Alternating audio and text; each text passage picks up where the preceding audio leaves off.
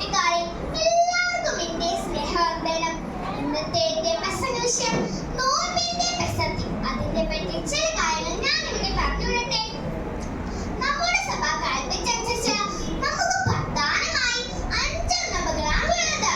3 നോയമ്പ്, വലിയ നോയമ്പ്, സ്ലീഹാ നോയമ്പ്, ശോനോ നോയമ്പ്, എൽദോ നോയമ്പ്. എന്താണ് 3 നോയമ്പ്? യോനാ പ്രവാചകൻ തിരുവനന്തപുരത്തിന്റെ വയറ്റിൽ 3 രാവും 3 പകലും കിടന്നു. 3-ാം ദിവസമായപ്പോൾ വലിയ തിരുങ്കാലം യോനാ പ്രവാചകനെ കരയിലോട്ട് ശബ്ദിച്ചു. അതിനെ അനുസ്മരിക്കുന്നു. അടുത്തതായി വലിയ നോയമ്പ്.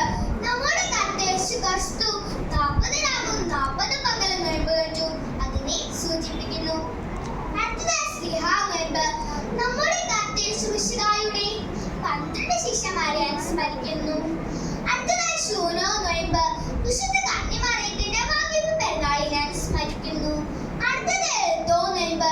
നമ്മുടെ കർത്താവ് യേശുക്രിസ്തു ദാവീദിന്റെ പട്ടണത്തിൽ വിശുദ്ധ കന്യമറിയത്തിന്റെ വിശുദ്ധ ഔസേപ്പ് പിതാവിന്റെ മകനായി ജനിച്ചതിനെ അനുസ്മരിക്കുന്നു.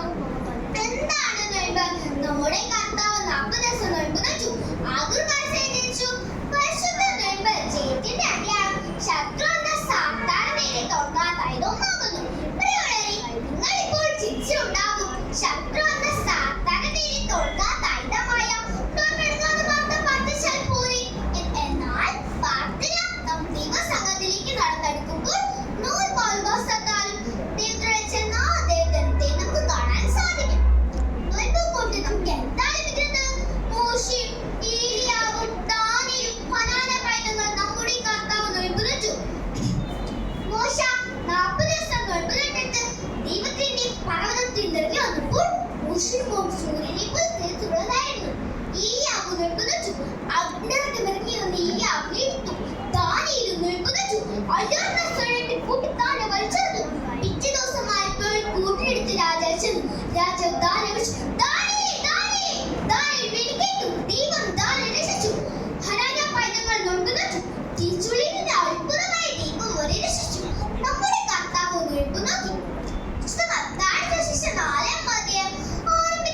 നമ്മുടെ കർത്താവിന്റെ നോമ്പിനെ പറ്റിയാണ്.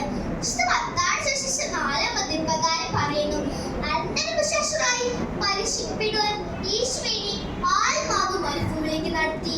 നമ്മൾ നോമ്പ് നോക്കുമ്പോൾ ഏറ്റവും പ്രധാനമായി ശ്രദ്ധിക്കേണ്ട കുറച്ച് കാര്യങ്ങൾ